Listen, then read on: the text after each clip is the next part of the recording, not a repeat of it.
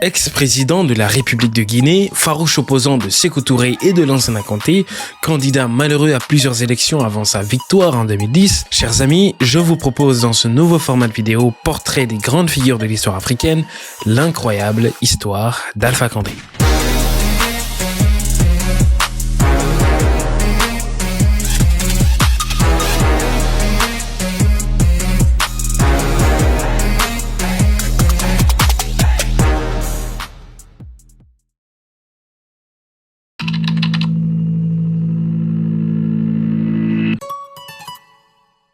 L'histoire d'Alpha Condé commence le 4 mars 1938 dans une famille modeste à Boké, une ville de la Basse-Guinée.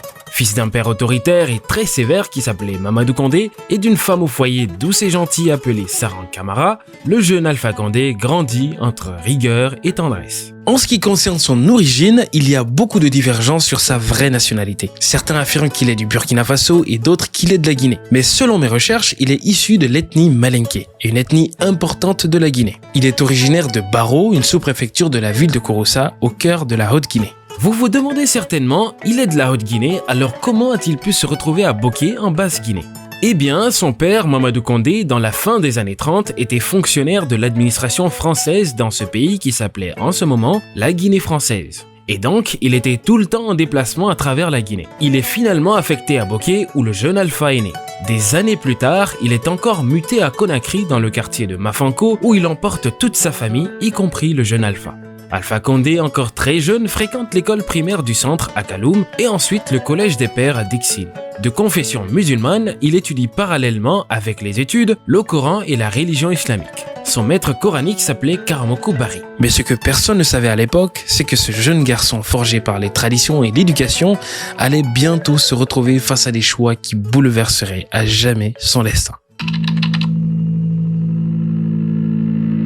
En 1956, à l'âge de 18 ans, après avoir obtenu son diplôme de brevet, son père décide de l'envoyer poursuivre ses études en France auprès de sa grande sœur, Nsira Condé. À l'époque, les voyages se faisaient par bateau et donc il s'embarque à Conakry, destination Marseille pour ensuite arriver à Toulouse, une ville du sud de la France. Arrivé, il fréquente le lycée Gambetta, l'actuel lycée Pierre de Fermat de Toulouse. Pendant son parcours au lycée Gambetta, il découvre un mouvement syndicaliste qui s'appelait la FEANF, la Fédération des étudiants d'Afrique noire en France. Pour vous expliquer un peu c'était quoi la FEANF c'était une organisation créée en 1950 par des étudiants africains qui étudiaient en France et venaient des colonies françaises en Afrique telles que la Guinée, le Sénégal, le Cameroun, etc. Son but était de lutter pour l'indépendance, de se soutenir entre étudiants et surtout apprendre à faire de la politique. Elle comptait plusieurs étudiants à son sein tels que Alpha Condé, Seyni Niane, Solange Faladé pour ne citer que ceux-ci. Alpha Condé poursuit son cursus scolaire à Louviers où il rencontre Pierre Mendès France, une connaissance de son père qui devient son tuteur. Et ensuite, il passe son baccalauréat à Paris au lycée Turgot. Après un passage à la Sorbonne, Alpha Condé obtient une licence en sociologie puis un diplôme d'études supérieures avant de devenir docteur d'État en droit public à la faculté de droit de l'université Paris 1. Ouais, vous l'avez compris, des études, il en a fait. Il faut noter qu'à 18 ans et toujours étudiant, sans le savoir, le jeune Alpha Condé vient de faire ses premiers pas dans un monde qui bouleversera son destin. Le monde fascinant de la politique. Au cours de ses études, Alpha Condé fréquente régulièrement la FEANF depuis ses années de lycée. Militant et étudiant, il en devient le président en 1965. Mais revenons un peu en arrière. Pendant que Alpha Condé poursuit ses études en France, en Guinée, un événement vient basculer le cours de l'histoire.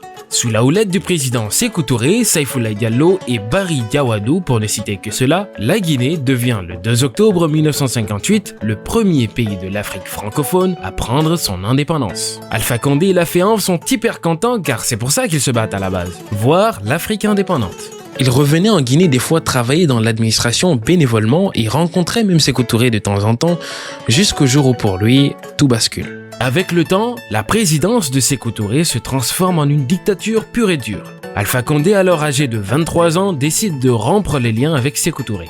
Pendant ce temps, il termine ses études et en 1968, il devient même professeur de droit à Paris 1 Sorbonne. Ok, maintenant avançons un peu dans le temps. Le 22 novembre 1970, la Guinée est attaquée par des forces portugaises venues pour capturer Amilcar Cabral de la Guinée-Bissau et à renverser Sékou Touré. Sékou Touré crie au complot et profite pour liquider la majorité de ses opposants et condamner à mort par contumace ceux qui sont à l'extérieur de la Guinée. Être condamné à mort par contumace signifie qu'une personne a été jugée et condamnée à la peine de mort malgré son absence.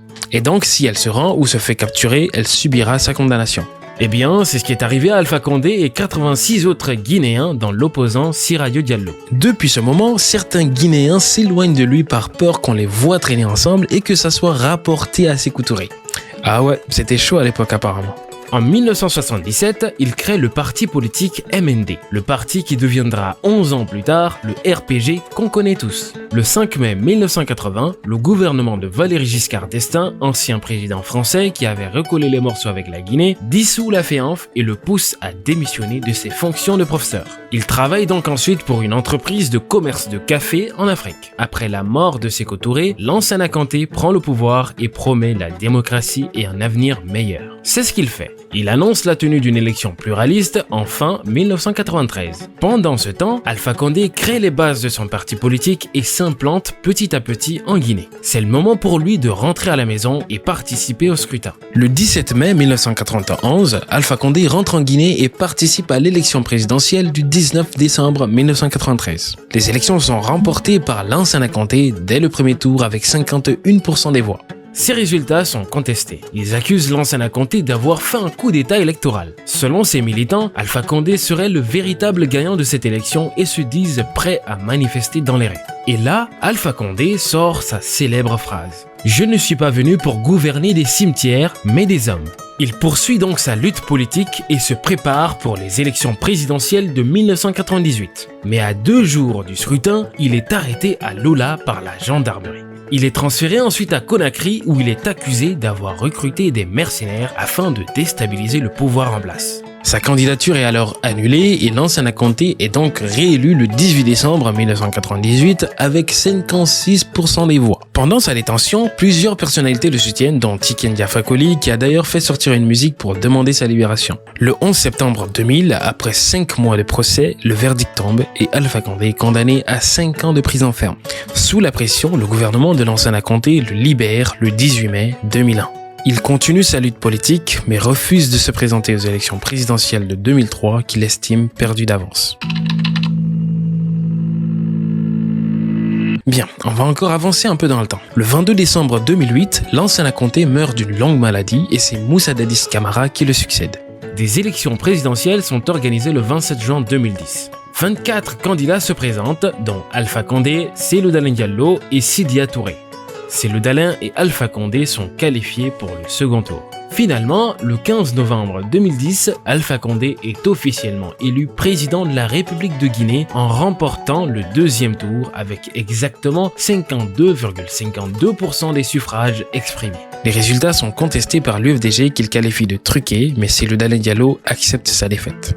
Après 5 ans de gouvernance, le 11 octobre 2015, il se représente pour un 2e mandat et remporte les élections dès le premier tour avec 57,84% des voix. Évidemment, les résultats sont contestés par l'opposition. À l'approche de la fin de son mandat, en 2020, il décide de changer la constitution guinéenne et de se représenter aux élections. Mais cette fois pour un 3e mandat. Malgré les énormes contestations nationales et internationales, il est quand même réélu pour un 3e mandat jusqu'au matin du 5 septembre 2021 où il subit un coup d'état par le colonel et maintenant général Mamadi Doumbouya. Il vit actuellement en Turquie. Encore une fois, le but de cette vidéo n'est pas de faire le bilan de ses mandats, mais vraiment parler de sa vie et de son ascension politique. Cependant, on peut quand même noter que ses mandats sont marqués par la maladie contagieuse d'Ebola en 2013, la pandémie de Covid-19, la création du FNDC et les manifestations abondantes à Conakry, pour ne citer que ceci. C'était l'histoire d'un homme exilé qui a toujours gardé ses yeux rivés sur la Guinée. C'était l'histoire d'un homme politique complexe et controversé. C'était l'histoire